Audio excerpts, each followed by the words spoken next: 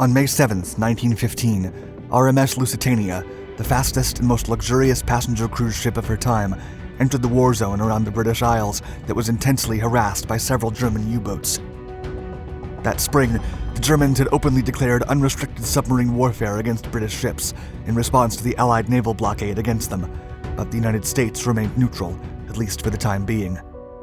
Meanwhile, commercial shipping tried to stay afloat, literally and figuratively, and many passenger cruisers kept transporting thousands of people, disregarding the perils behind the dangerous war and the Germans' intentions. Against prudent advice, RMS Lusitania still sailed from New York on its way to Liverpool, assuming and hoping that the Germans would not dare attack a civilian transport ship. But as the weather cleared out that fateful day in May, enemy submarine U-20 spotted her under the open sky and did not hesitate to fire. A single torpedo then hit the massive vessel, followed by a second mysterious explosion. As it turned out, the ship was not as innocent as she appeared.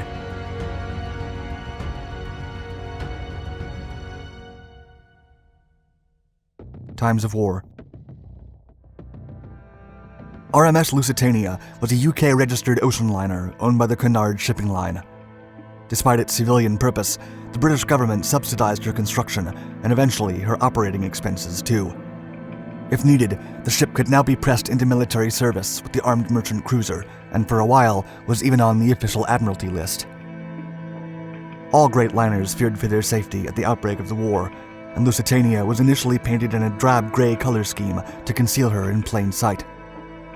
As hostilities continued, the Royal Navy seemed to be keeping the Germans at bay, and the threat somewhat dissipated. Besides, liners had to justify their maintenance expenses, which required making bookings. Several large passenger ships remained in service under the notion that the Atlantic was relatively safe. However, many were laid up due to the plummeting demand for travel across the ocean. Lusitania kept sailing from autumn through winter in 1914, and although the bookings were not abundant, they were strong enough to keep the cruiser in service. Still, many measures were taken to keep the costs at bay, like shutting down her No. 4 boiler room. And even as her maximum speed was reduced from 25 to 21 knots, she was still the fastest first-class passenger liner in commercial service at the time. In addition, as the apparent danger faded away, even her disguise was dropped in favor of characteristic civilian colors, with a white superstructure and a black base traced by a gold band all around. However, Britain established a naval blockade of Germany starting in August 1914, and 3 months later, the North Sea was declared a war zone.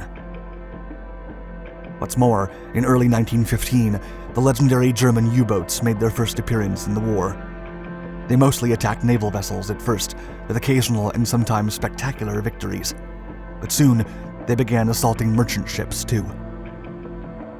In a desperate attempt to gain an edge over the British, the Germans stepped up to their submarine campaign, and by February, Germany declared the seas around the British Isles a war zone. This meant that Allied ships would be sunk without warning.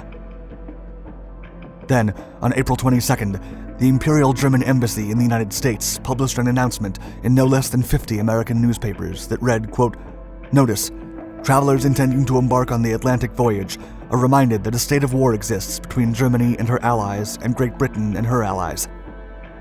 That the zone of war includes the waters adjacent to the British Isles. That, in accordance with formal notice given by the Imperial German government, vessels flying the flag of Great Britain or any of her allies are liable to destruction in those waters, and that travelers sailing in the war zone on the ships of Great Britain or her allies do so at their own risk. Forewarning. Because of the dire circumstances, Lusitania was secretly modified for war and remained in operation under cover of being a passenger ship. However, German naval commanders were aware that British merchants were arming their vessels. In truth, passenger ships were also used to transport weapons and supplies from America to Europe. Consequently, the Germans stopped following the so-called international naval prize laws, which demanded that ships be warned about a submarine's presence. Still, the British underestimated their enemy, and precautions were neglected. Author Eric Larson explained, quote, "The prevailing view was that Lusitania was too big, too fast, to ever be caught by a German submarine. Also, there was this other idea that no German commander would try to sink it in the first place because it was a passenger liner. the most luxurious passenger cruiser of its time, then sailed from New York to Liverpool on May 1st, 1915. She had 1,959 people on board, including a crew of 694.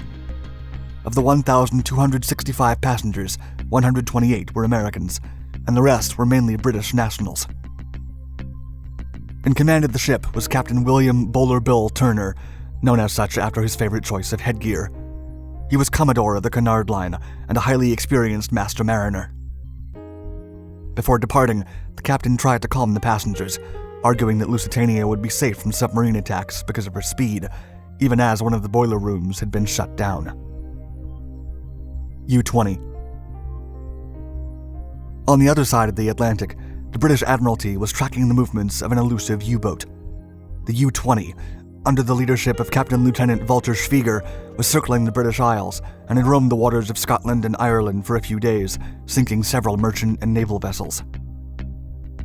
In fact, the Admiralty were well aware of the submarine's departure, destination, and expected arrival.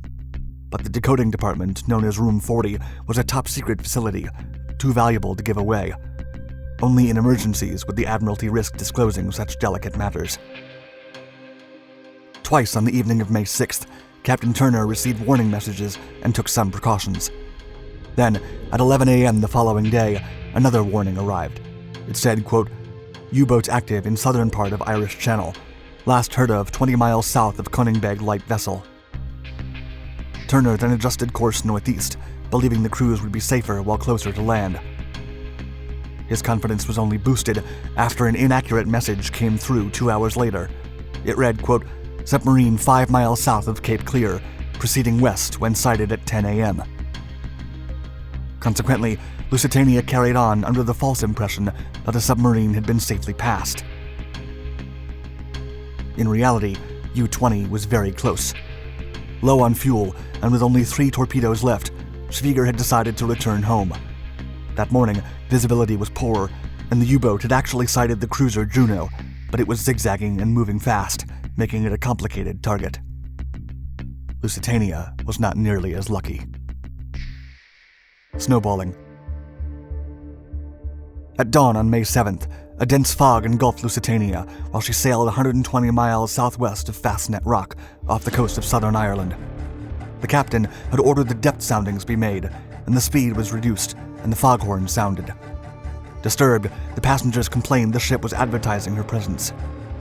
The fog began to lift by 10 a.m., and the sun shone over a smooth sea just as Lusitania increased her speed to 18 knots. Meanwhile, U-20 surfaced with excellent visibility past noon, and soon after, the Germans sighted an enemy vessel on the horizon. The U-boat then submerged at periscope depth with its sights on the liner. Suddenly, Lusitania turned, and Schwieger feared losing his target. However, the cruiser turned again moments later, this time in an ideal position for an attack.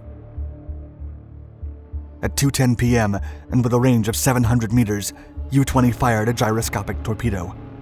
The U-boat's log read, quote, "Torpedo hit starboard side right behind the bridge.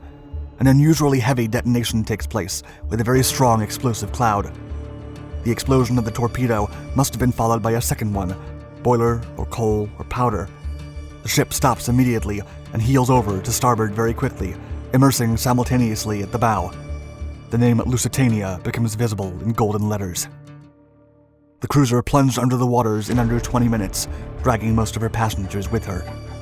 Rescuers from Queenstown in Ireland feared being targeted as well, and survivors were left on their own for hours. Only 761 people made it alive. Aftermath. America was outraged after the sinking of RMS Lusitania. However, the country did not rush to war. Despite claims that the sinking caused the United States to enter the conflict, it was actually only one of many events that finally compelled President Woodrow Wilson to answer Britain's call for help. Back in Britain, then First Lord of the Admiralty Sir Winston Churchill stated, quote, "The poor babies who perished in the ocean struck a blow at German power more deadly than could have been achieved by the sacrifice of 100,000 men."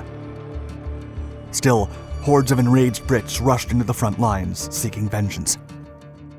Meanwhile, Germany vehemently defended its aggression, with the attackers claiming that Lusitania concealed and transported weapons and supplies, which made her fair game. Months later, another incident saw the sinking of the British ocean liner SS Arabic, which further strained the tensions between the United States and Imperial Germany. By September, Germany finally acknowledged its fault and announced it would not sink any more passenger ships. A misleading calm endured for a couple of years, until in 1917, British intelligence intercepted an incriminating telegram. The Zimmermann telegram, written by the German foreign minister, stated that Germany would return to unrestricted submarine warfare and would sink all ships, including those with American passengers on board, if they dared trespass the war zone. Soon after, the Germans fulfilled their promise and returned to their old ways. By April, the United States Congress voted to declare war on the Central Powers, and America officially joined World War I. Thank you for watching our video. If you enjoyed it, please give us a thumbs up. And for more history-inspired content, don't forget to subscribe to all of our Dark Documentaries channels and hit the bell icon to get notified of our new videos. Stay tuned.